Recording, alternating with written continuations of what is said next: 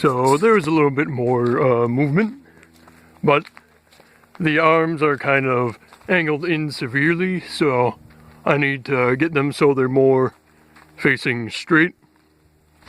That way they should be able to rotate to their full extent because they kept hitting the roof of the mech. See, the far corner kept hitting the roof. So to fix that, I'm going to be having to angle the arms further outwards, and that's as easy as taking the arms off again and changing a few mounting holes. And the same with this arm. You know, that far inner corner up there keeps hitting the roof.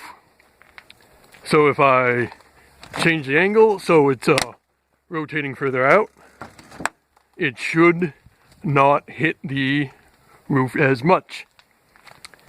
And for the Waldo parallelograms, it looks like I'm going to need to add an extra 4 inches or so to the PVC parts, because where they are right now, it's kind of far apart for my body width. I'd feel more comfortable with it closer together, because in those two PVC C shapes is where my biceps go. So move those closer together. I could build the entire PVC struts, you know, cannibalize new ones out of these parking brake piston thingies. But I'm thinking I could just splice on some scraps using a bit of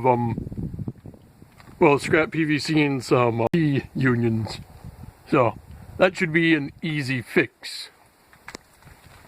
And we got a little bit of head motion. I don't know why it wasn't going more than it should. I mean, it was doing a lot better when the camera wasn't on it, but I don't know, maybe Marduk is just camera shy.